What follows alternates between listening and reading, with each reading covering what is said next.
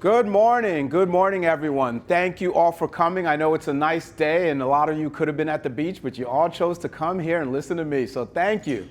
Thank you. Today we will be discussing working with investors. This is something I'm very passionate about, and a little bit about my story and why I want to speak about this today is I feel that investors is a underutilized opportunity that a lot of agents don't focus on.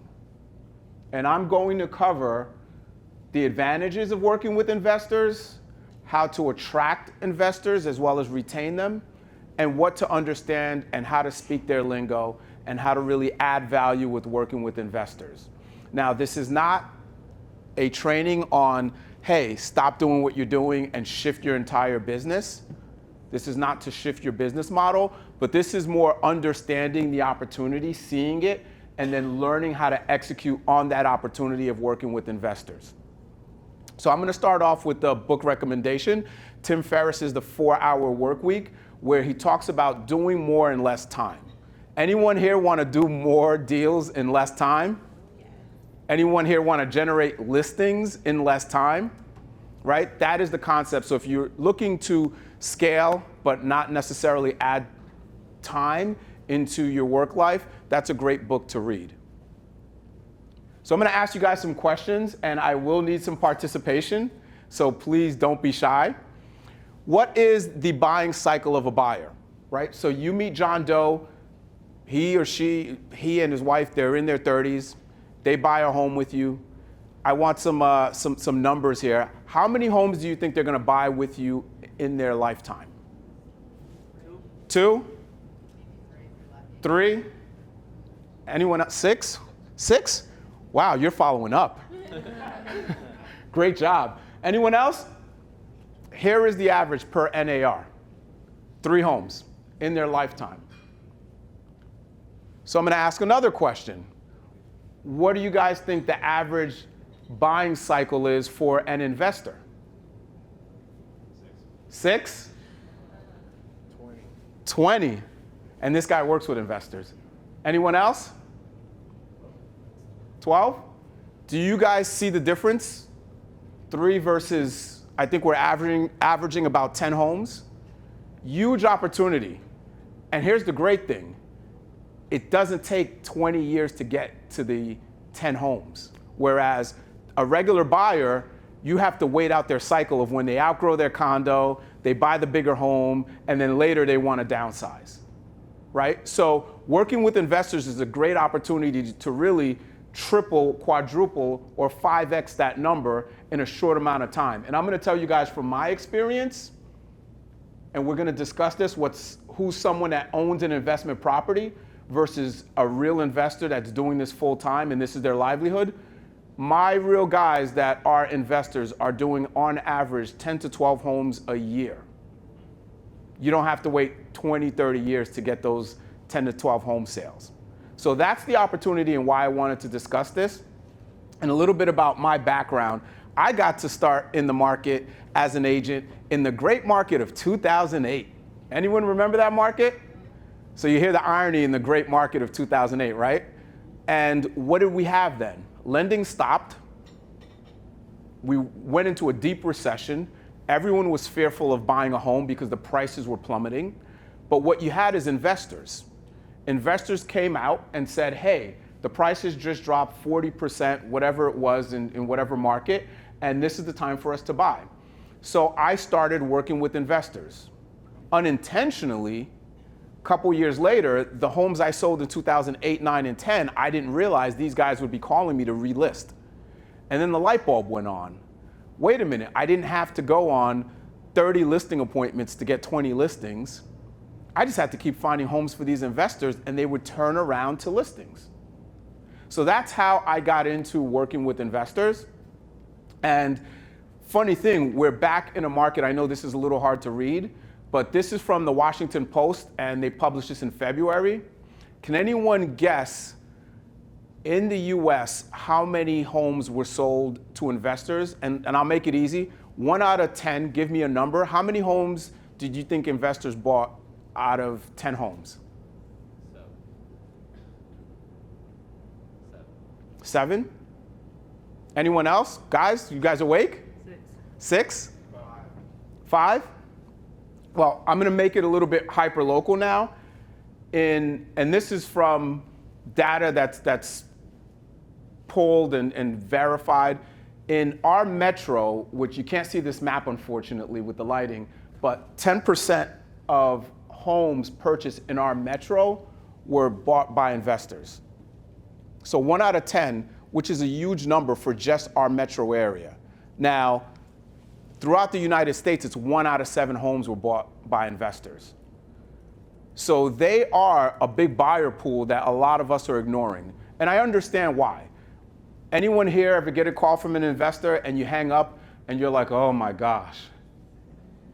I hear the show of hands, right? They're demanding.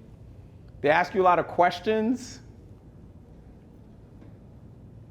But here's the good news of why you guys should consider working with investors. Multiple deals, repeat business. It's a systemized business. They're typically not calling you like a seller on a Saturday night at 7 o'clock to talk about all the showings that happened that day, right? They're running a business and they're not usually calling you on the evenings and all weekend to find out what happened with each and every showing. They know the process. Easier terms. They're easier to finance. A lot of them are cash, so your deals get accepted a lot easier because of their terms. Rehabs sell at higher prices, right? They're at usually the top of the market, equal to new construction. So what does that mean for you guys when the homes are selling at higher prices? Bigger commission, right? Faster sales, easier deals. And typically they're on the market for less days, easier deals. But as I alluded to before, anyone want to shout some of the not so fun parts of working with some investors? They want you to find off-market deals. They want you to find off-market deals. That's part of the value you got to bring. Anyone else? No challenges? Tanya, go ahead. It's crazy, like the low offers that they want you to send and expect to get the offer accepted. Well, you're a miracle worker. You're a realtor, right? Right? And that's why I have this graphic. But they do make lowball offers.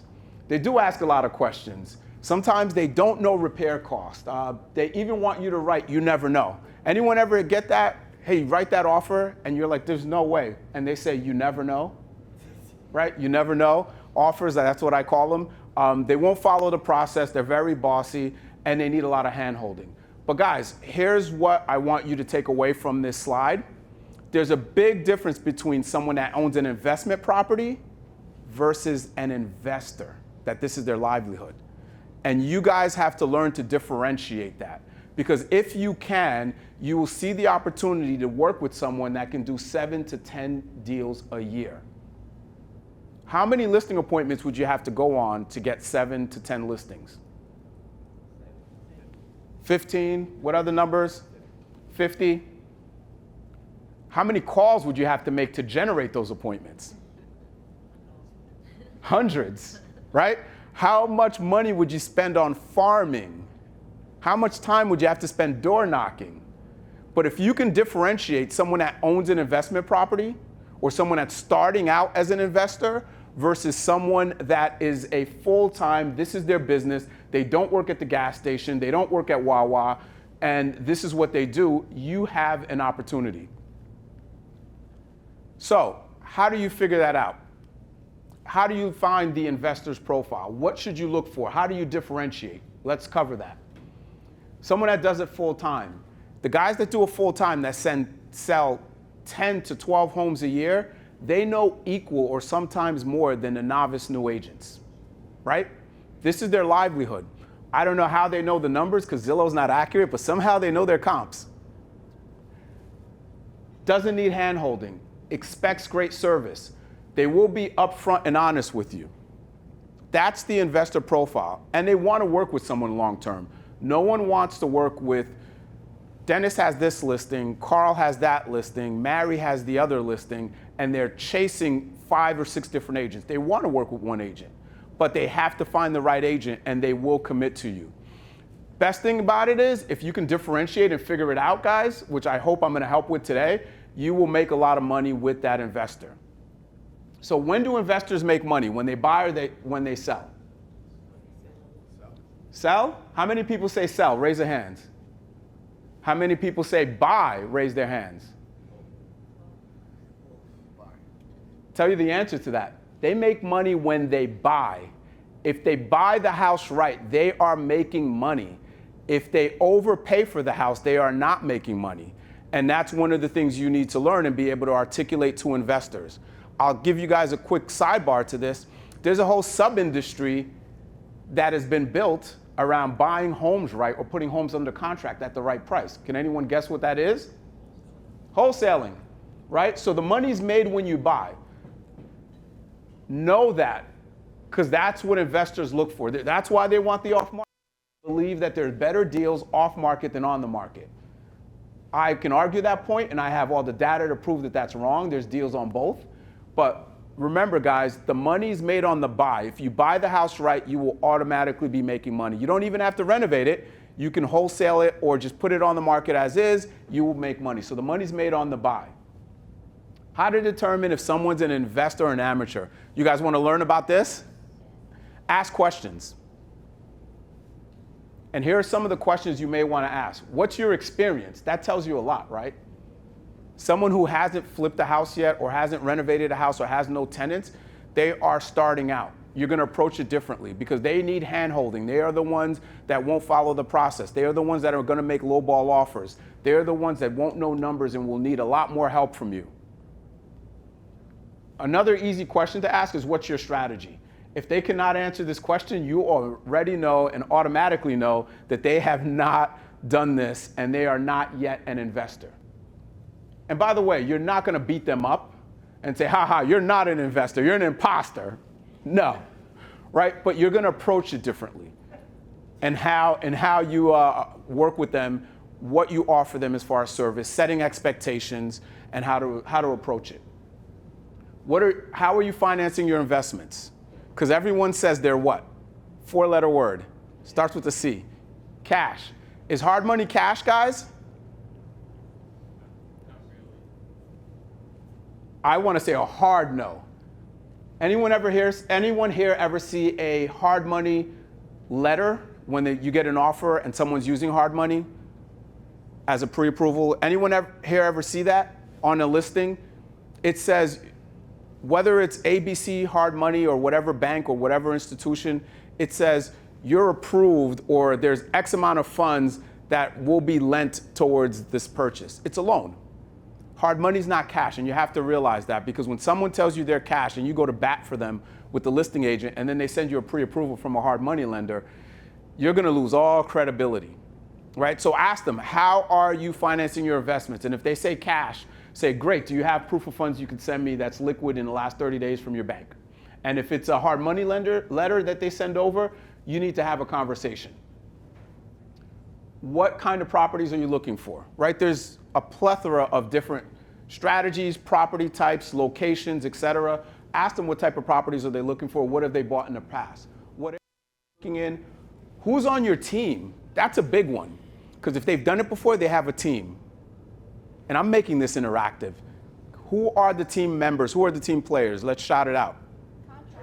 Contractors, attorneys, home inspector, title, lenders, right? If they don't have a team, you know how to approach that. They are a novice. Nothing's wrong with that, but it's a different approach than the guys you're really going after. What do you need from me? You know, to your point, I need off markets. That's probably one of the most popular ones. And there's a ARV. Don't steal my thunder, Johnny. Don't steal my thunder. But yes, you're right. The way to address the off markets is you guys can find it on the MLS. Have a PDF, whether it's you, for those of you that are investing, whether it's an investor you work with, whether it's deals you've seen on the market. You can make a PDF of all the before and afters, bought on the market, sold on the market. And when someone stresses you, I'll buy anything, but it has to be off market. If you can send them that and demonstrate that there are deals on market, here's plenty of examples, you can change that narrative and conversation. Easy to do, guys. The before and afters are on the market. So this is why I said don't steal my thunder, is the next slide. If there's 2 or 3 things you take away from today, this is the big one. The way you win with investors, and one of the key things that you need to know, is ARV. Anyone want to shout out what that stands for? After repair value, absolutely. Anyone want to take a guess? Why is that so important? Because that's their profit. That's how they determine their profit and if it's a good deal or not. It's not just the buy, it's also what can I sell it for? And if you can't get that number right, you're going to buy the wrong property because you can't evaluate what it's worth when it's done. And this is a skill set you can learn, but it's just like running comps. If you master the ARV, you'll know when it's a good buy. And it is something, to Johnny's point, that investors always look for. Because they don't have comps, they don't have the MLS, they rely on us. And if you learn this, you are the golden ticket to them. So, how do you know ARV, and how do you really break down what a good deal looks like, right? Because now you're going to study, and if anyone needs help with ARV, please reach out to me afterwards. But once you learn how to really find and have a process to come to ARV, how do you dissect a deal? We're going to have some fun and talk about numbers. And I know realtors like to multiply by 5 and 6, and that's the only number they care about, 5 and 6%. But let's do this. This home was purchased at $300,000. They spent $100,000 renovating it, and then they turned around and sold it for $500,000. So I got some numbers up here. I wanted to make it interesting. How many people here think the profit was $100,000? Show of hands. How many here think it was B, $28,600? And I just put some random numbers. All right, couple people. How many people here think it was a $49,000 profit? All right. How many people think it could be either B or C depending on your financing? And how many people think I just wanted to screw around this morning and it's none of the above? I like to have some fun, right? So here's the answer. The answer is actually D. And I'm going to break down some rough numbers because it depends on how you financed it. Your profit margins will vary based on cash or hard money or conventional or whatever type of loan. So I played it out what most investors do, which is either mostly hard money, alternatively cash. Very rarely do investors use conventional loans. I know that there's a couple lenders in here from First Team Mortgage, and if I ask the question, they'll be able to answer it. But does anyone else outside of First Team Mortgage know why most investors won't use conventional loans? That's one very good reason. Time frame, tax returns, all the hurdles you have to jump through to get a regular mortgage, right? A lot of those reasons. You can't buy through an LLC. You cannot finance it through an LLC. I'll let the lenders verify that. Is that a yay or a nay, guys? You can, with conventional, you can now. All right, perfect, That's correct. perfect. But correct, for a conventional, if it's a dump. So let's break down what the hard money financing looks like. And guys, you don't have to master this, but you need to understand it. Because if you bring a deal to an investor and tell them it's a $100,000 profit, they will look at you, the real investors, and say, I can't work with you. And I don't mean this in a bad way, but the reality is there's a bunch of fees that we tend to forget. There's a bunch of costs that we tend to forget. But if you can articulate that to an investor on a first meeting, or you're pitching a property that they should buy so you can relist it when they're done and make commission on the buy and commission on the sale, and you break down all the numbers that most agents forget, what do you think you've just done with that investor? You've won him or her over, that they're gonna trust you, like you, know that you know your stuff, and they're gonna commit to you. So here's how you break down what a hard money deal looks like and why the profit was roughly $28,600. Purchase price $300, we all agree on that, right? Do I need to get some mimosas in here, right? All right. Here's one of the numbers agents forget. There's acquisition closing costs. Vacant dwelling insurance is one of the highest insurance policies you can buy when you're buying a vacant home that's staying vacant because it's high risk for the banks. I'm sorry, for the insurance company. Title, you need title insurance, you need title policy, you're paying attorneys. Lender fees aren't hard money. You're typically paying about, give or take, 2 to 3 points up front. There's application fees and there's some quote unquote junk fees. Long story short, you're gonna have closing costs on the buy. The 100,000 renovation costs, you guys are following that, right? So 100,000 renovation costs. And here's another one that sometimes we forget. You're carrying the property for 6 months. Let's say New Jersey, average taxes are $12,000. $6,000 of carrying the property from the time you bought it to the time you close. But that's something you have to factor in because it's an expense. And I have 3,000 in soft costs, which we'll cover on the next slide. 14,400 in hard money payments. A lot of people don't know this, but hard money loans are mortgages. You are making monthly payments just as if it was Bank of America, Wells Fargo, et cetera. And anyone want to throw numbers out at what you think the interest rates are on hard money loans? 10, 12, 9.5. You guys are all right. 12 to 15, it's all in that ballpark based on your experience, based on the deal, based on your loan to value. So those payments are higher. So in 6 months, you're paying about 14.4 in interest, and I think I calculated that at 9%. Then here's the big one that a lot of people miss out on. When you're selling a property, you guys in here are all realtors. How do you guys get paid? Commissions, 5 or 6%, right? That's what you want from your investors, right? You found them the deal, you're owed that, but 5% of 500 is 25 grand. Then you have real estate transfer tax. You have your attorneys. Are there ever walkthrough issues?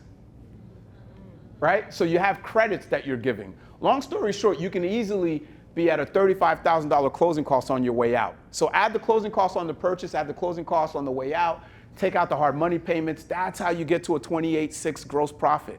So it looks all sexy and 100 grand, and you break that down, guys, and it's not. Still a great profit, Frank. So my question is on the purchase, why would you use the full purchase price rather than the down payment that the investor would make, his own cash? What do you? Why are you using the full purchase price? You said it was a hard money loan, so there'd have to be, would just be the down payment from the investor, correct? Well, I have 300 as the purchase price. So are you referring to the closing cost? That's not all the, I'm saying that's not the investor's money, 300. That's what they're buying it for. But they're only putting. They're only putting 20%. Correct, Correct. So the rest of it's the hard money loan. So wouldn't they be calculating their profit on their own? No. Investment? No, because you're taking the gross numbers, not, hey, I only put 20%, but let's just look at the gross numbers. I bought it for 5, sold it for 5, paid 300. You're paying for it. So yes, I see your point. What my out of pocket is, that's a different question, which is like cash on cash, what I put out of pocket versus what I get. But I'm just talking about gross profit on that particular property. Great. So let's break down the difference of cash. $500,000 sale, $300,000 purchase. Closing costs are different on the acquisition because you don't have what? Lender fees, bingo. You don't have points. You don't have application fees because you are buying in cash. Renovation costs stay the same. Carrying costs of taxes stay the same. You have 0 monthly payments because you're buying it in cash. Your closing costs on the way out are the same.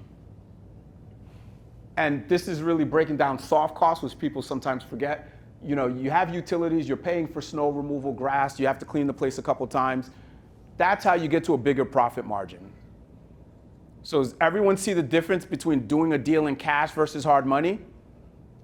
That's why it's very important to know who your investor is, how they're financing a property, and what their strategy is, right? Because if you know that they're financing it through hard money, you know that certain deals may not work because the numbers are too tight. If you know they're cash, on the other hand, some deals that may be too tight for guys financing, they may be able to do those deals. So it is important for you to understand and take one thing away from today, if you can, besides ARV, so it's 2 things rather, sorry. And that's the soft costs, that's the closing costs on the way in, closing costs on the way out. We tend to forget that when we're running numbers. How do you know a good hard lender versus A good hard money lender versus a fly-by-night? Yes, yes. Well, that's a very good question. I would say two things. One, I would ask that client, have they worked with them before? Because if they have, then it's working. And two, you can vet them through your lender. A lot of your regular lenders, as our guys here, they do what's called non-QM, and we're going to talk about that later. These non-qualified mortgages, these investment type of products, and they can sometimes tell you, yes, I've heard of this bank, or no, stay away. So you got to do some research. But typically, if the client is coming with ABC hard money lender, just ask them, how many deals have you done with them before? The answer is 0. You better make some more calls, right? But if they said, hey, I've done my last 5 with them, then you know they're in good hands. So how do you add value as a realtor? Saving the investor money on not over improving. Anyone ever go to a renovated house or a new construction and you're like, whoa, they went overboard? Anyone ever here flip a home and you made it a passion project? Full disclosure, my first couple flips, I was making passion projects. I was going home to my wife, like, you should see how I designed this. It's amazing. I was looking at the pictures. I would drive by after the sale. Like, I did that, right? Then I learned that it's numbers and it's a systemized business. And now I sell something and I drive by and I make sure not to look. I don't want to see it, right? But help investors. This is one of the ways you can add value. They rely on you. Besides ARV, the next important thing is you guys are the ones in the field with buyers. You guys know and have the pulse on what's working, what they want, right? So one of the things you can do is stopping them, and these are examples, guys, but stopping them from over-improving by not tiling the entire bath floor to ceiling. Where you walk in, has anyone ever done this? Like, wow. And you're like, neck goes back because you're like, they really did that, right? Helping them not do those things. Using real wood versus engineered wood versus laminate wood, like different markets require different things. If you're in Rumson, you better put the most expensive hardwood floors you can find. If you're a couple towns over, you can get away with engineered or laminate, right? Same thing with the Brunswicks, or same thing with Cranford versus a Roselle where I grew up. So know where you are as far as territory and know what the market calls for in that area. Painting versus siding. Sometimes you can paint. Sometimes you need siding. It depends on where you are, how bad it is, and look at the cost. 1-zone cooling versus 2-zone cooling. I consistently have this argument with my HVAC guy that's always trying to get me to do multiple zones, and I have to remind them at my house I have 1 zone, so I am not doing that at this flip. Right? So learn that stuff. But if you're in an area where there's a lot of new construction or bigger homes and every other home in the market has 2-zone, they got to go with 2-zone.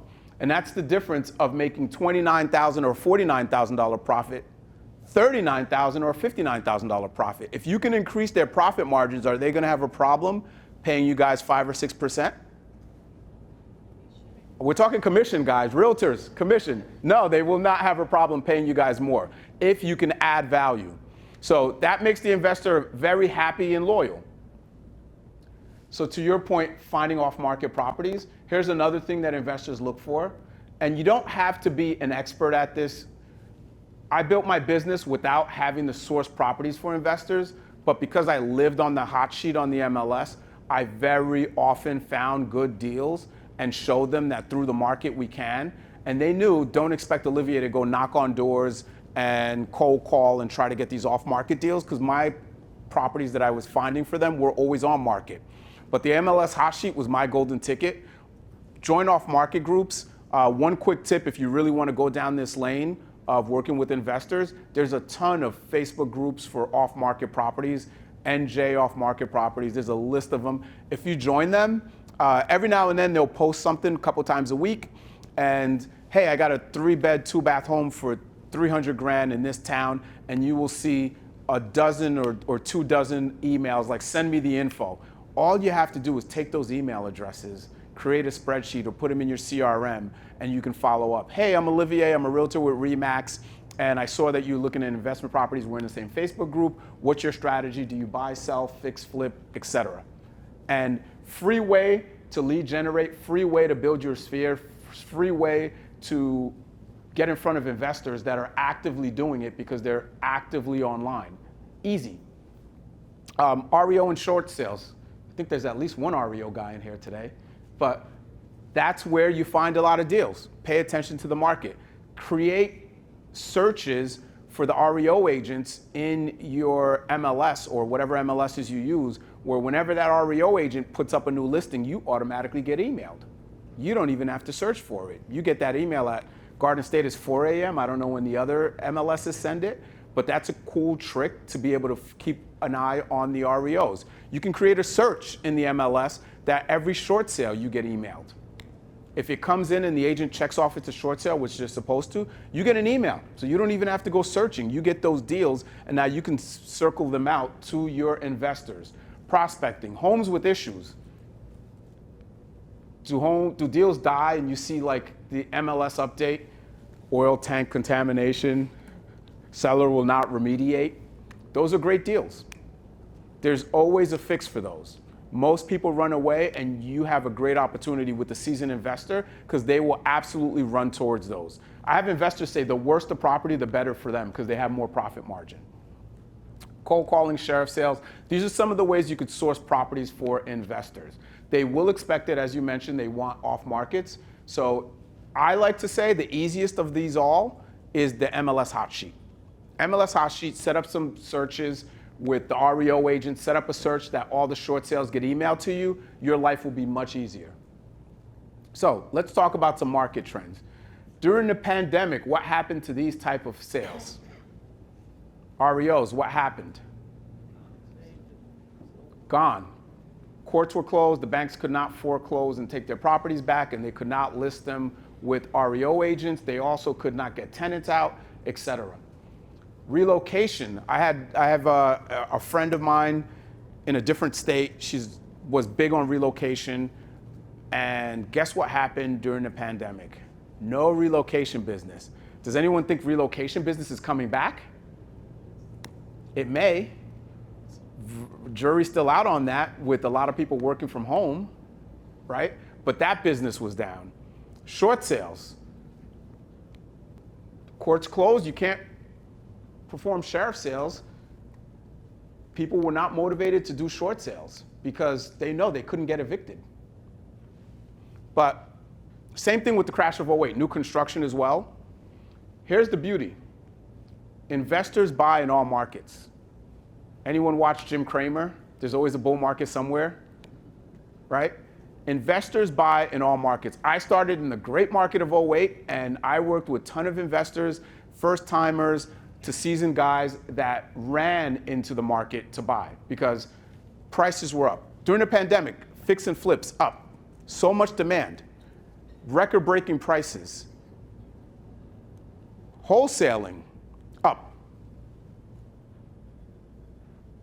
Wholesaling is created because of the opportunity with buying properties low and reselling them. That market has exploded, the amount of wholesalers and calls and emails and letters that we're getting, right? So in a bad market or good market, what you're gonna have is investors wanna fix and flip, investors wanna wholesale, multifamily sales are up. Why do you guys think multifamily sales are up? What's happened to rents? Sky high, just like these prices of homes, right? So this is a really great graph. Might be a little hard to see here, but this follows housing prices and the rental market since 1985, as well as all other goods. And this is from the Bureau of Labor stats. The rents are the middle. Who made out the best? The landlords. They didn't have a dip in 08, 09, 2010. They never had a dip. Rents are consistently going up. There hasn't been a rental market crash. And I looked at this historically from like the Great Depression. The rental market has never crashed. So there's a huge opportunity with what? Who? What type of buyers? Landlords. And I get it. Anyone here ever take a rental listing and you got 80 calls the first week? Is it just me? right? It's a lot of work, it's a lot of calls, but here's the beauty of working with landlords. They usually own what? More than one property. They're easy to get the rental listings. You call a landlord and you say, hey, I'm gonna do a credit check, eviction check, background check, and by the way, the tenants are gonna pay the commission. What do you think they're saying? Go. Why? Because they don't wanna deal with the 80 calls as well. And here's the beauty of working with landlords. It's not about that one rental listing, but what happens, and it's happened twice in my career where my landlord said, I'm selling my portfolio.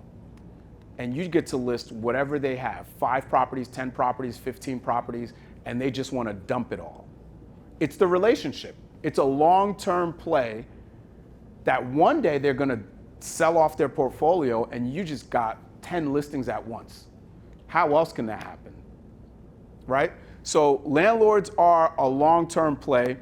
They don't like the amount of calls, so they'll hire you. They're very easy to get because tenants are willing to pay the commission. And also you solve a problem for them because you can offer property management through CMS. So reaching out to landlords, I know a lot of agents that do extremely well dealing with landlords because most agents run from that. And I'm not talking about the person that lives in a 2-family and they want you to rent out their upstairs unit. I'm talking about the guys that have 50 doors, 20 different properties all over town and can't handle it, and they need a resource. So how do you appeal to the landlords? Help them find bigger investments. One of the guys that sold his portfolio winded up selling about 10 properties to go buy, I think he bought 2 big buildings at like 20 units each. Unfortunately, he bought them out of state because of tax purposes, so I was not the buyer agent on that, but I could tell you he spent about $8 million, which would have been a nice payday on top of selling his 10 properties had he done them in New Jersey. But that's the play with landlords. They will upsize and upgrade into bigger commercial properties that you can refer if you're not able to do it or don't want to do it or can't find it.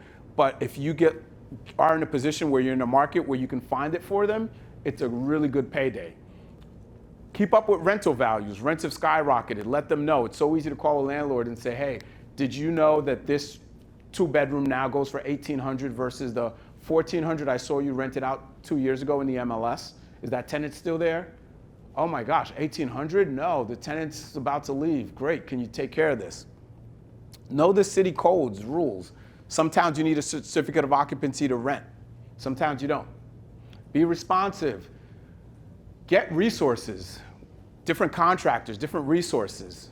If you can solve problems for them and you could be a referral person for them, they will love you and absolutely give you all of their business. And the other thing is, what kind of friends do landlords keep typically? Other landlords. Other people in their network have properties. So they're just a massive referral source. So real quick skinny on marketing to investors, outmarket everyone else. Be consistent. You are always marketing yourself. Always put signs on your listings. Always get professional photography. Social media needs to be very intentional. Think about what you're doing. Don't alienate sellers because you're posting about this or that, right? Think about who you're marketing to. Use floor plans. This is a big one for me because it helped me. I was in a market where no one was doing floor plans and I was doing floor plans and I got investors calling me just because I was doing that. Have buyers ever asked you guys for floor plans? Yep. So rather than taking a drone footage of a 25 by 100 lot that just shows how dense this area is and doesn't really wow anyone, do floor plans. Differentiate yourself from the other agents. Write professional descriptions. Carl used to make fun of me all the time. I think the whole East Brunswick office used to make fun of me when I joined, right, Carl? It was an affection. And it was jealousy because how great they were. Thank you. And I did not pay him to say that. But answer your calls. Call back missed calls. Signs on all your listings, flyers and brochures. By the way, guys, an agent said to me, well, brochures don't really sell homes. And I'm like, that's not the point. The point is, you go on a listing appointment in that town, how do you demonstrate your marketing material? You had no brochures. Get brochures on your listings. Not only does it appease the seller, but if you're looking to scale and generate and sell more listings and get more listings, you need the marketing material to demonstrate, right? So always get brochures on your listing. All your messaging needs to be consistent. Learn and share, add value, update these investors on the market. Market projections. If you think something's happening, something's changing, there's a shift, let them know. Interest rates and how it affects them.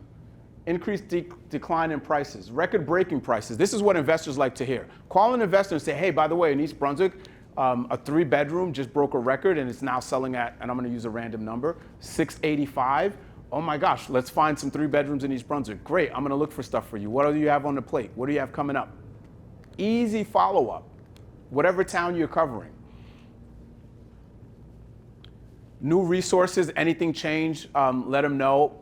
One of the things that I know added value for me was I kept a long list of contractors. Whenever I saw one, whenever I walked through a property, whatever fix or flip, whatever new construction, I took pictures and kept the contact info of all the contractors. So when someone needed, I said, hey, this house was renovated by this contractor. I don't know him, but you want to try him here. Until I started to get to know the contractors myself. But because I had this and no other agents had resources, guess what? The investors stuck with me. So create and keep resources, share them, vet them, talk to them. That's how you're gonna learn pricing, guys. Just like home inspections teach you what's wrong with the house and how you can fix it, when you talk to these contractors, you'll learn pricing, and that makes you a better agent and resource to these investors. The little things, their pain points. Even for those of you that are in our Facebook networking group, I see it all the time. Anyone has someone that can cut the lawn in Edison today, right? That's the same pay point an investor has. So if you can solve those and have a Rolodex of people that you can refer them to, they're gonna love you, because most agents don't, and that's part of the differentiating factor between you and them. So be a problem solver, learn about the town issues, how to navigate them, demonstrate your knowledge, and always share, show them that you're gonna handle everything for them. And I'm gonna wrap up, and we're gonna have Adam come speak about some of the financing so you guys can have a better understanding. But a couple things that are important is talk the talk, learn their jargon. If you can't talk the talk with them, they will see the difference. And investors like to work with agents that know the problems. And if you do invest, kudos, because they actually like that. I stayed away from telling investors I invested because a couple of them said, well, you're gonna take all the good deals. But then over time, I learned to tell them that obviously I can't buy it all, and I'm just a little guy, they're the big guys. I still work as a realtor, and then they got to like me. But if you do invest, if you own a home, talk to them about that. So here's some of the terms that you need to know. ARV, cap rate, and you guys can look this up, NOI, net operating income. Cash on cash, that was what you were talking about, Frank. How much I put out versus what I made. LTV, loan to value, cash flow, building asset class. This is a little bit more commercial. Vacancy rate, that's a big one for landlords.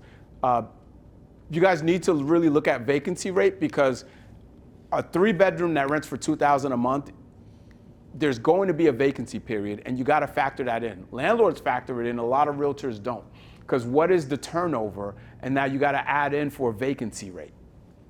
So gross operating income, 1031 exchanges, opportunity zones. And this is a joke, but it's not a joke. I've had agents not know the difference between a furnace and a boiler. And like, I've had buyer agents call me and they're like, the boiler won't turn on. I'm like, it's a furnace. The boiler, how do you get it on? It's a furnace.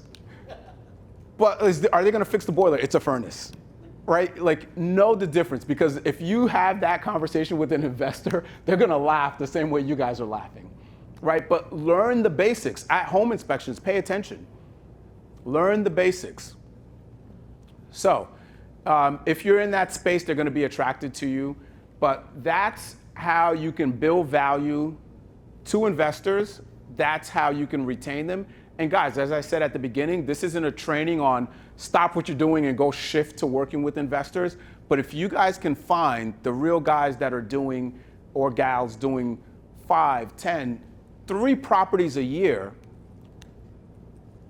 dive in and go deep with them, because you can build a business alongside them. And if you could pick up 3 of those guys doing 3 properties each, that's 9 properties a year that you don't have to go on listing appointments for, you don't have to farm to, you don't have to cold call, you don't have to door knock, and it's just repeat business. Working with investors, here's the beauty, and this is a real example of how it works.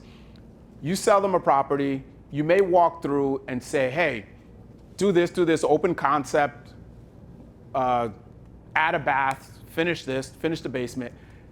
3 months, 6 months later, they call you, here's the lockbox code, it's ready, go see it, send me paperwork. Is that one of the easiest and most friendly listing calls you're ever gonna get? Talk about a come list me. So that's why I wanted to share this with you guys today. If you find an investor, be confident, use these tools so that you can work with them, because it is a way to add on to your business and really scale on the listing side. Carl? I think you bring up a good point about people who are investors and people who own an investment property. Yep. What's some of the ways would you screen that to see if they were an investor or had an investment property? So I had about 8 or 9 questions on a couple slides back, but you just have to ask them questions. One of the main ones are, and just off the top of my head, who's on your team? If they have no team, they've never done it, right? How are you financing these properties?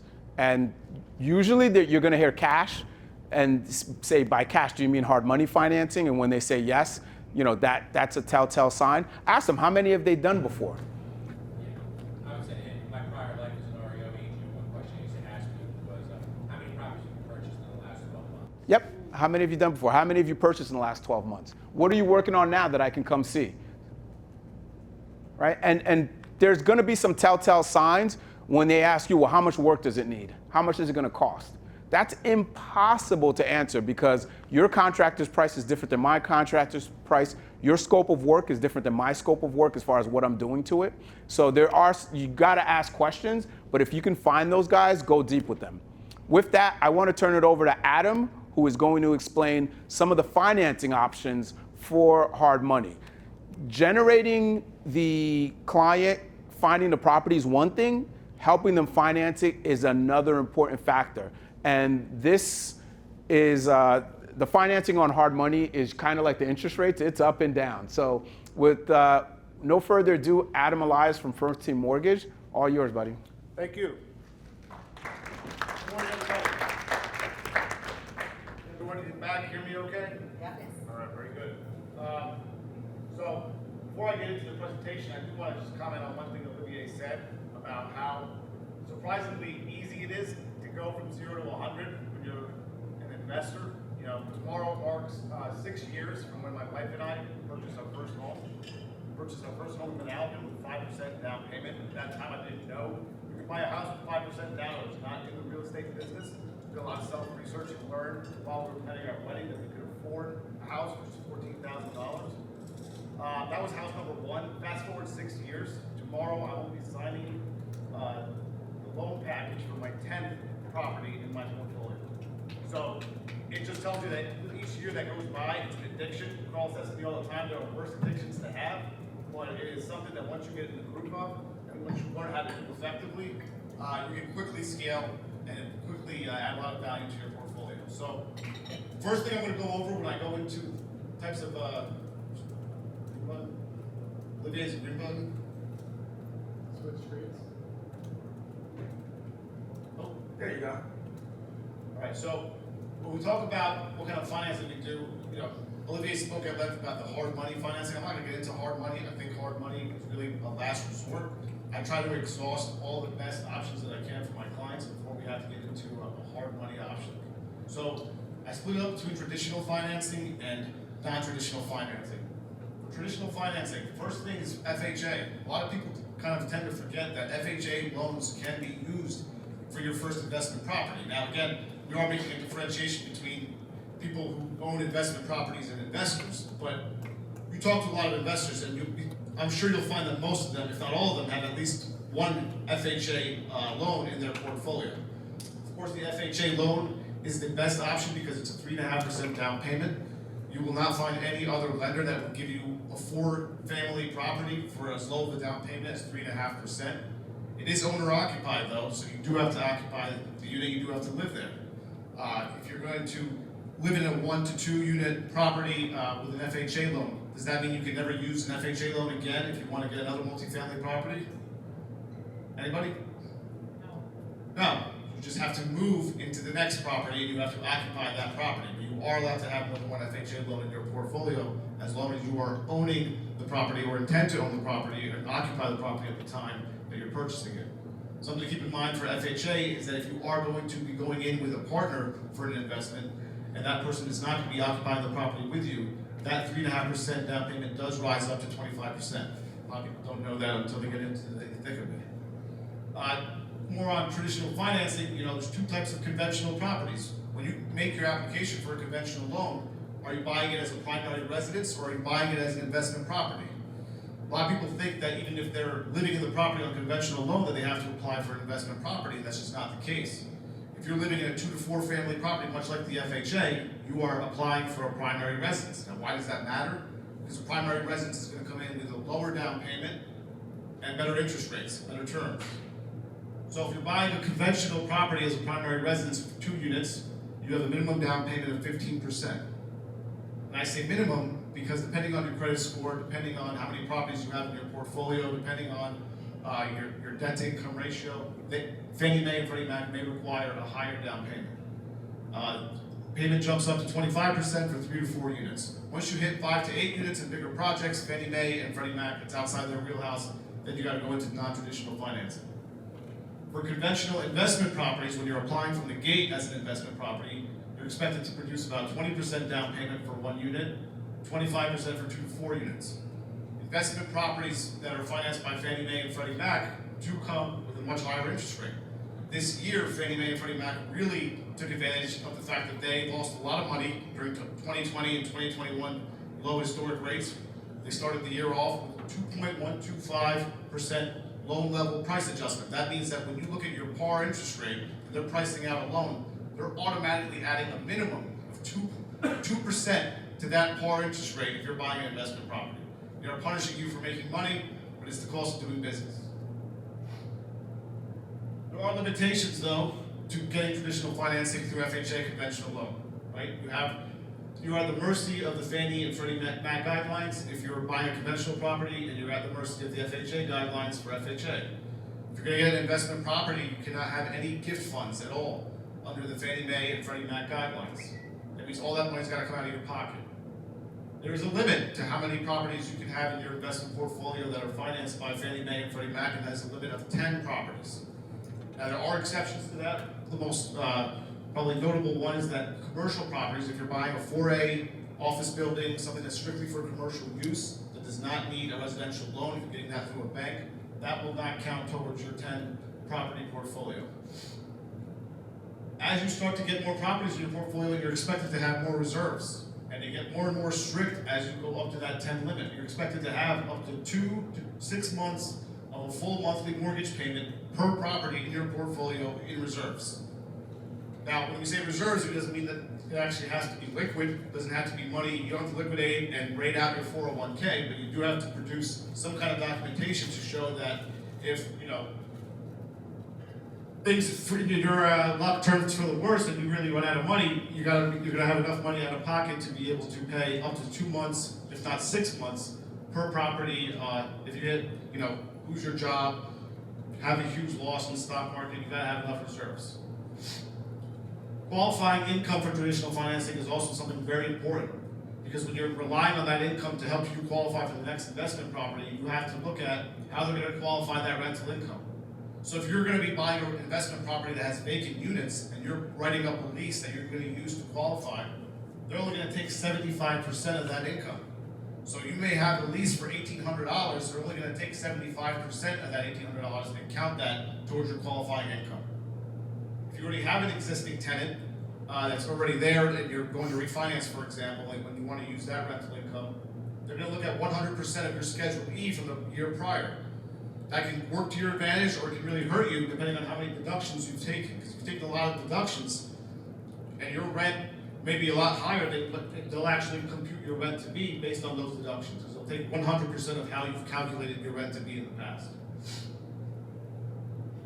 So, Once you've exhausted your options with traditional financing, now you gotta go into alternative financing, better known as non-QM. Non-QM is where it's at right now in all the lenders because rates are getting very high. It used to be that non-QM was something no one would consider because non-QM would come in at about 7 or 8% when you're buying a FHA or conventional loan for 3 or 4%.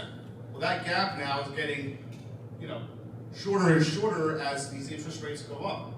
Now you'd be surprised to get a Fannie Mae, Freddie Mac conventional loan for 5 or 6% and only pay about 7%, maybe 7.5% for a non-QM loan. So sometimes it makes more sense, and proof is in the pudding that all the big lenders, whether it be UWM, Loan Depot, Caliber, whoever you know that is financing big mortgages, they're all now getting into the non-QM space. So there's two different kinds of main non-QM loans that people think about. The first one are bank statement loans. Bank statement loans, who's that going to benefit?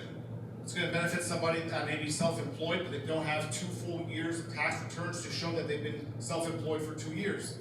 Or maybe they do have the 2 years, maybe they've had a business for over 10 years, but they really like their deductions. These are people that have a lot of zeros on the top line of their tax return, and then maybe 1 0 at the very bottom, or maybe a negative. It comes back to bite you because you may have saved a lot of money during tax time, but you're not going to qualify for a lot of real estate with those tax returns. So the alternative is to use your bank statements. If you have a lot of cash flow coming in every month, let's say you run a restaurant, you have $20,000 to $30,000 a month in receipts that's being deposited into your account. What they're going to do, first thing they're going to do is take a 50% default expense ratio. So what does that mean? They're going to assume automatically that 50% of that money that you brought in was used for business expenses, payroll, rent, all the administrative expenses that come with running a business. Now I say default expense ratio because that number can get a lot smaller if your CPA is willing to work with you and show historically how much your business actually costs you in overhead a month. But the set default expense ratio is 50%. So if you have $20,000 coming into your business bank account in January, automatically they're going to cut that in half to $10,000. That's the number they're going to work with when they determine your debt to income ratio. So if you have a 50% debt to income ratio, which is the conventional Fannie Mae, Freddie Mac limit for DTI, out of that $20,000, how much are you able to use for your borrowing power for your global debt? It's 50% of 10,000, 5,000. Another growing space is 1099 income loans. So this is going to appeal to realtors, 1099 gig economy employees who maybe are not relying on their tax returns, they're not relying on a paycheck, they're relying on their 1099s. And surprisingly, 1099 income, they have a much lower expense ratio at 10%. So for any realtors in this room that may have a very strong 1099 from a lot of real estate sales, you'd be surprised to know that we have programs where we can qualify you for investment property starting with a 10% default expense ratio. Now, some lenders will raise that expense ratio depending on the business that you're in. They assume that realtors don't have a lot of expenses. Any realtor worth his salt knows how to take advantage of the tax code and declare as many deductions as you can, but if you have not filed your taxes yet, or if you opt not to show your tax returns, and you do have strong 1099s, you may want to look into these products. Going back to the 1099 income loans, so they're looking at year-to-date bank statements, and they're also looking at your year-to-date profit and loss. So if you had a strong year in 2021, they want to make sure that that strong year is going into 2022. So it's not always necessarily the best option, but if you are a realtor that's scaling your business and following the great advice of Olivier and Carl, you will be able to qualify for that loan. Yes, sir. Does that require 2 years of your 1099 or 1? It depends on the lender. It depends on how strong your 1099 is and how long you've been in the business.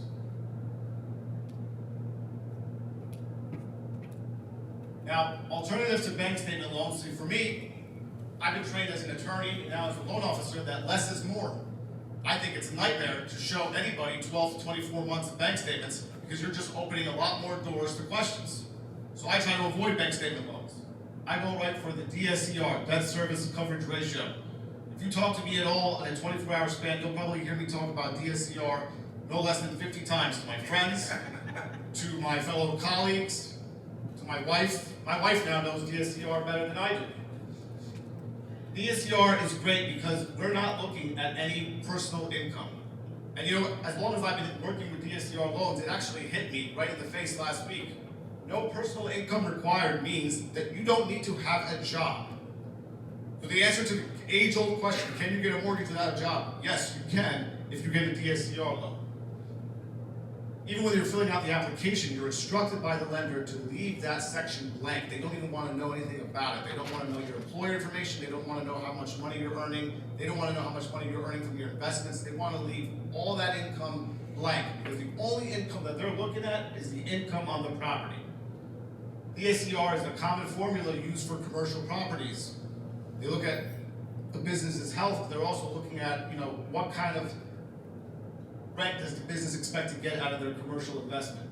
So for a DSCR, they're looking at a ratio of 1.0 to 1.25 times your mortgage payment in rent. So let's say your mortgage payment is $2,000 a month.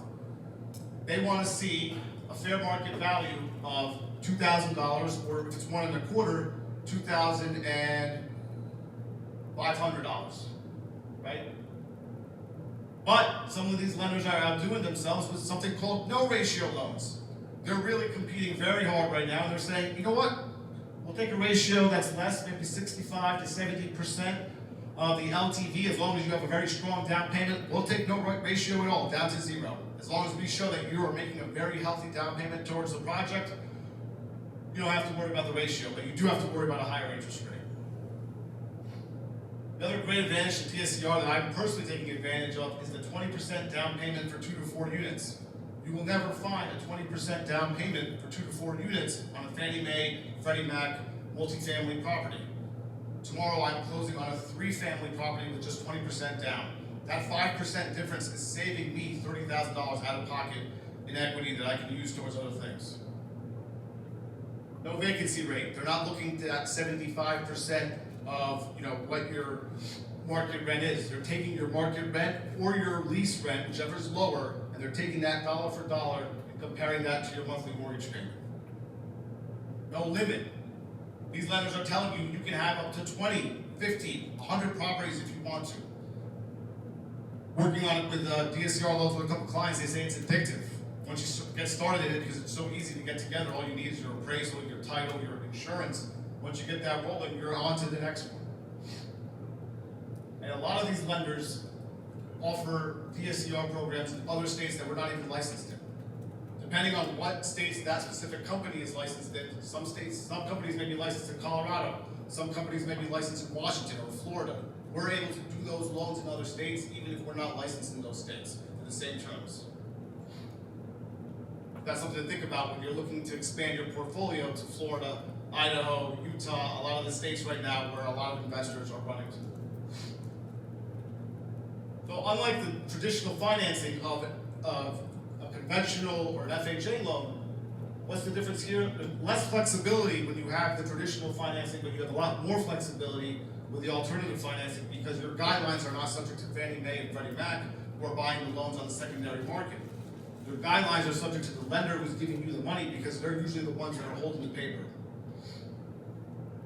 So with that flexibility, there's other customizations that you can do to take advantage of. One of them being interest only. Right now you're going to see a lot of lenders are offering 40-year interest only mortgages.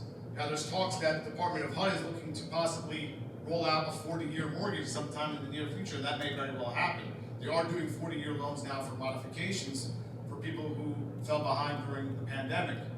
But just strictly for investors who want to take advantage of lower payments for the first 10 years of their term, whether it's a 30-year mortgage or a 40-year mortgage, they can have interest-only payments. Now, why would you want to do interest-only payments? Why would you want to save? Why would you want to not build that equity? Because you're trying to increase your cash flow. Remember, those first few years of your mortgage payments are mostly interest anyway. So the few $100 that you can put back into your pocket or put towards another property, every dollar counts when you're dealing with investors who are just looking at their monthly cash flow above all else. Why do the banks want to encourage interest only? Because they're usually tacked on with a prepayment penalty. The state of New Jersey and a couple other states, lenders, whether they be for traditional financing or alternative financing, are not allowed to charge prepayment penalties to individuals. So the workaround that these companies are trying to do is they're letting borrowers close in an entity like an LLC, and then they're offering a prepayment penalty anywhere from 3 years, 4 years, 5 years. The higher the the term of your prepayment penalty, the better of a rate you're gonna get. And the reason why they're doing that is because they're holding the paper. So the way they're making their money, especially if it's interest only, is they're making money off that interest for the first 5 years that you're holding that paper. That's not to say that you can't prepay a little bit of that principal during those 5 years, but you will be subject to a penalty based on how much of that payment that you make. Some of these lenders offer fix and flip loans. They know that fix and flip is a big game. They're offering loans for 12 to 18 months. And I say these lenders because you no longer have to go to a hard money lender to get a fix and flip loan. You can go to Finance of America. That's one of the lenders that we work with. They specialize in these fix and flip loans. And they look at your track record. They look at your liquidity. The more of these that you do, the easier it is to get financing with them. You can get a bridge loan to help you get from buying that initial property, fixing it up, and flipping it within 3 months. So these are all things that we offer as a mortgage company that we're always willing to talk about. We work with about 30 different lenders, and we're constantly signing up new lenders that have new programs. It's not like, there's a lot more companies competing in this space. But as we're starting to realize is that these companies are a lot less stable than your big mortgage, staples like your Rocket, your UWM. These companies will turn their lights off overnight. So when you submit a loan for one of these lenders, you want to make sure that your clients have their ducks in a row. You want to make sure your clients, as you're showing them their properties, that they're already getting their documentation in order. Because we want to give them a full submission when we start this process, because a lot of times they're not going to give us extensions. They may turn their lights off because they're being funded by institutional investors. I remember the week before the world shut down, March 13th, 2020, as a closing attorney at the time, I lost a lot of deals that week because a lot of institutional investors were waking up saying, we cannot gamble this, we are not going to be financing these loans. Sprout Mortgage, just last week, Sprout Mortgage has been in this space for over a decade. They turned their lights off permanently because they sell their loans to Chase Bank. Not Fannie and Freddie, to Chase Bank. And Chase Bank said, we're not really trying to take too many of these loans right now. So they lost a lot of that demand, and in turn, the company ended up having to shut its doors. So there's still companies popping up left and right every day, and we're always signing up with them, but we want to get their loans submitted as quickly as possible and as complete as possible so we can move on to the next one. Any questions? Yes, sir. What would be a negative? I just heard so many positives with working with the DSCR. Is there a catch, or is it that unreliability of them kind of shutting down? The biggest negative I'd say is the higher interest rates. For me, I wanted to test out the DSCR loan before I started to promote it, so I did my first DSCR loan last month on a $200,000 property, single-family property in Jamesburg. I ended up closing with a 5-year prepayment penalty with a 7.5% interest only. So you can customize and mix around with these different customizations. And people looked at me like I was crazy. Why would you do 7.5%? Because I didn't feel like gathering paperwork for the other 8 properties that I have, because I have to show 2 to 3 months of mortgage statements for each of those properties. I have to show the taxes that I paid in the last year for each of those properties. I have to show the insurance policy. And I'm so lazy that I'd rather just pay the extra point at a 7.5%. But for me, because the loan amount was so low, it really didn't make that much of a difference to go from a 5.5 to 6 to 7.5. As your loan amount increases, you're going to want to get the best rate that you can. But for me, this is a property that I'm cash, because it's interest only, I'm only paying $1,000 a month for the mortgage. I'm going to rent this house out for $2,000. That's all cash flow. If I did nothing else to this house, after the 5-year prepayment term was up, I could sell it again for $200,000 at least, right? You would hope. And I'm still making $12,000 year over year. So my investment, my 20% investment was $40,000. If I made $12,000 a year on rent on $40,000, that's a 30% cash on cash return for 5 years. So it is going to be a higher rate always. And that's one of the real negatives. That's why people kind of shy away from it. Just by hearing the number, they psych themselves out. But if you actually take the time to show them the numbers, they'll realize that they're really not that far off from where they would be had they done traditional financing. Yes, sir. With an existing tenant, is there a favorability for having a lease versus month-to-month? A lot of times we find month-to-month tenants. Favorability, I mean, it depends on really, that's a lender-specific preference. Some lenders like to see units that are fully occupied. They won't even lend, especially in the mixed-use space. We're having a really hard time securing reliable lenders on mixed-use properties. They seem to frown upon vacant units. So they do want to see a long-term lease. I know like in the commercial space, when you get a commercial appraisal, they will not value a month-to-month lease the same way they will value a multi-year lease. I don't know that that's necessarily the problem for appraisals on these loans, but it is something that they are keeping an eye on. Going back to that topic of appraisals real quick, because that's really the only thing that this loan is based on, these appraisals are being scrutinized very heavily. We're getting appraisals coming back with like 20 conditions where the lenders are asking a lot of questions to these appraisers because this is all they're going by. If they're taking this loan with no income, they're looking at your credit score, they're looking to see that you have seasoned assets, so you still have to have the money in the bank for 2 or 3 months. Again, some lenders may only ask for 1 month, some may ask for 3. They're still looking at those traditional criteria, but they're not looking at your income. You could be unemployed. So they want to make sure that this property appraisal, the value, everything checks out, and the criteria they're using makes sense. And these appraisals are very readily transferable. So the good news is that when these lenders turn their lights off, we take that appraisal that we've done, we take whatever we've done already, and we can move it pretty quickly. We've been able to do that pretty successfully within a week turnaround. Any other questions? I know we covered a lot of material very quickly, but please reach out to myself, to Mike, to Joe, to anybody at First Team Mortgage, Diane. We're always here to help. We're always here to work out these crazy loans. Yes? Can I get your phone number? Sure. My phone number is 908-930-0177. Thank you. Thank you. Olivier. Couple quick announcements. For everyone that scanned their card into Vicky, we will be doing a raffle sponsored by First Team Mortgage. So thank you for the raffle. She will email the winner the prize, so thank you. And a big save the date. I'm very excited. It's Carl and I's very favorite training. We're doing that September the 14th, and we are doing another top agent panel. So we're bringing in agents, some from the state, some from outside of the state, different companies, and we will be doing a top agent panel that's going to be September the 14th. So save that date. Thank you guys all for coming. Any questions? I am here sticking around for a little bit. So thanks again. Have a great day.